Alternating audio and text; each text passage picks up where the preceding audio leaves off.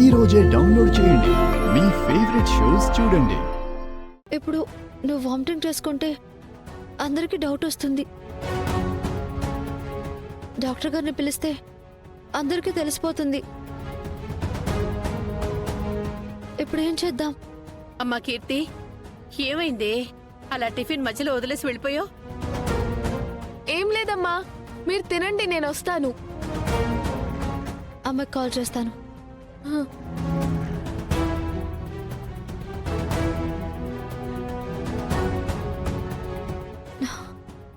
మా అమ్మ కూడా ఫోన్ లిఫ్ట్ చేయడం లేదు. వదినా, మీరు పైకి వెళ్ళండి, నేను బయటకు వెళ్ళి కనుక్కొని వస్తాను.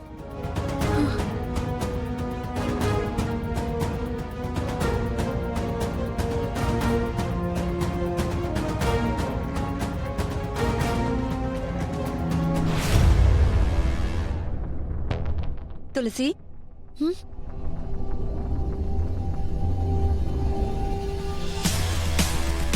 ఏంటలా కంగారుగా వెళ్తున్నావు? ఏం లేదు పిన్ని, కడుపుతో ఉన్న వాళ్ళకి వాంతులు ఆగాలంటే ఏం చేయాలో చెప్తారా? ఏముందమ్మా, పుల్లటి వస్తువులు, చింతపండు, పచ్చి మామిడికాయలు తినిపించాలి. థ్యాంక్స్ పిన్ని. ఇంతకీ ఎవరికి వాంతులు, నీకేనా? లేదు, మనం మళ్ళీ మాట్లాడుకుందాం. ఉంటాను. సరే అమ్మా.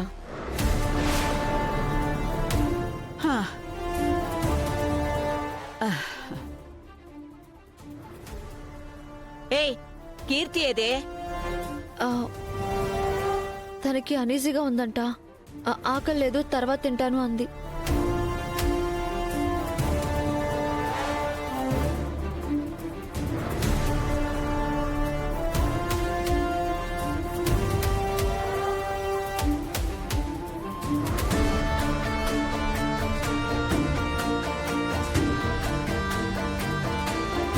ఇది ఇలా సడన్ గా పచ్చి మామిడికాయ తీసుకుని దొంగలా వెళుతుందేంటే?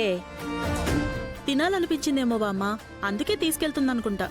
పొల్లటి పచ్చి మామిడికాయ తీసుకెళ్తుంది అంటే కొంప తీసి నెల తప్పిందా ఏంటి? అంత సీన్ లేదు బామ్మ. సిద్ధుకి దగ్గర కాకుండా అదేలా నెల తప్పుతుంది? అది కరెక్టేలే. మరి ఆ మామిడికాయ? కీర్తి కోసమేమో. అబార్చన అయిన కీర్తి పచ్చి మామిడికాయ ఎందుకు తింటుందే? బుర్రలేని మాటలు నువ్వు.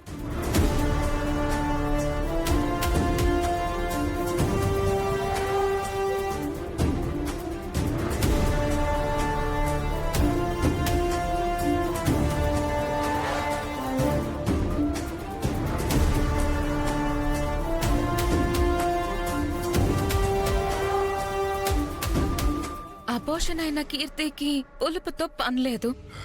సిద్ధుతో అస్సలు కలవని తులసికి పులుపు తినాల్సిన అవసరమేం లేదు.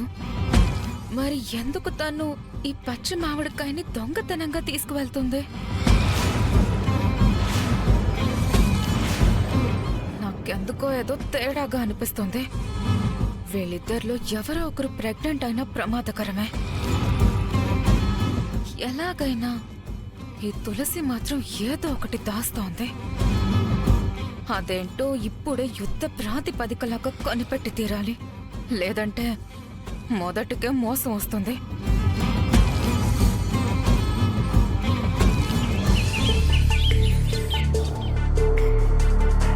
డాక్టర్, మీ గురించి జాను వచ్చారు. పంపించు.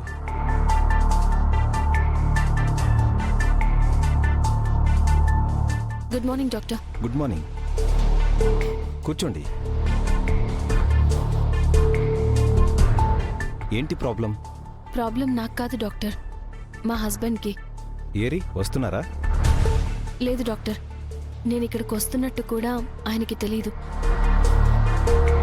ఆయన కండిషన్ గురించి మీకు చెప్పి ప్రాబ్లం ఏంటో తెలుసుకుందామని నేను వచ్చాను డాక్టర్.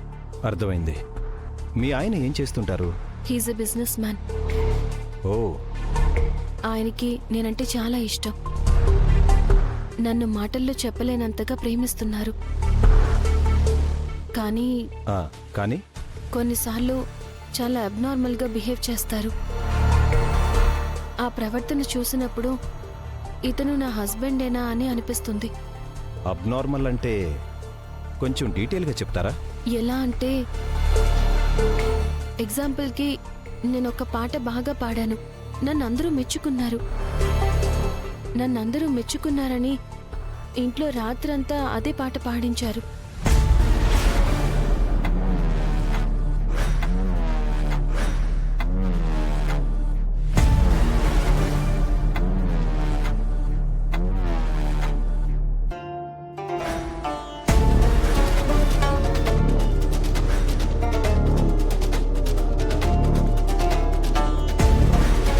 నా చేయికి గాయం అయ్యేలా ఆయనే చేసి బ్లడ్ చూడగానే ప్రాణం పోయినట్టు విలవిల్లాడిపోయారు.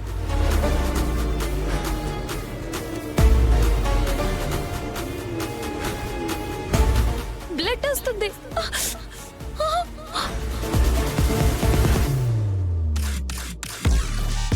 I'm sorry Jaanu, I'm really sorry Janu.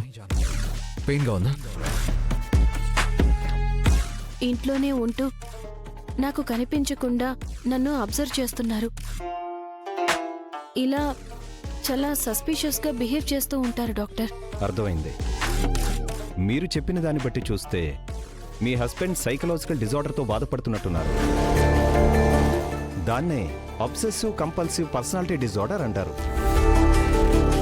బయట వాళ్లతో సాధారణంగా కనిపించే ఇలాంటి మనుషులు చాలా దగ్గర వాళ్ల ముందు మాత్రం విచిత్రంగా ప్రవర్తిస్తుంటారు. వాళ్ల ముందే బయటపడుతూ ఉంటారు.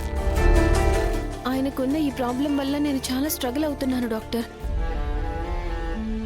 దీనికి ఏదైనా సొల్యూషన్ ఉంటుంది అన్న ఆశతోనే మీ దగ్గరికి వచ్చాను. దయచేసి ఏదైనా మెడిసిన్ ఉంటే రాసి ఇవ్వండి. తప్పకుండానమ్మా. కానీ ఇలాంటి వారికి మెడిసిన్ ఇవ్వాలంటే అతని పాస్ట్ లైఫ్ గురించి తెలిసిన వాళ్ళు ఉండాలి. చెప్పండి, అతని బోర్న్ అండ్ బ్రాటప్ ఎలా జరిగింది? ఆయన ఒక అనాథగా పెరిగారు డాక్టర్. ఆయన పాస్ట్ లైఫ్ గురించి నాతో ఎప్పుడూ షేర్ చేసుకోలేదు. Do one thing. మీరు గనక ఆయన్ని ఇక్కడికి తీసుకురాగలిగితే హిప్నోటైజ్ చేసి ఆయన గతం గురించి తెలుసుకోవచ్చు. అప్పుడు ఆయన మెంటల్ కండిషన్కి తగ్గట్టు ప్రాపర్ మెడిసిన్ కూడా ప్రిస్క్రైబ్ చేయగలను. కానీ ఈ విషయం ఆయనకి చెప్తే ఆయన రారు. అయితే ఒక పని చేయండి, నేను ఒక ఇంజెక్షన్ ఇస్తాను. దాని ప్రభావం 1 అవర్ ఉంటుంది. ఇంజెక్షనా? కంగారు పడాల్సిందేమీ లేదమ్మా, చాలా సింపుల్. 1 సెకండ్.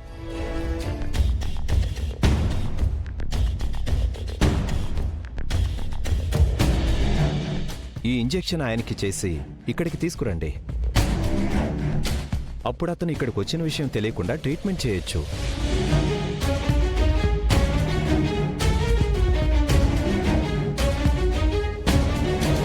సరే డాక్టర్, ఆయనకి ఎలాగోలా ఇంజెక్షన్ చేసి ఆయన్ని ఇక్కడికి తీసుకొస్తాను.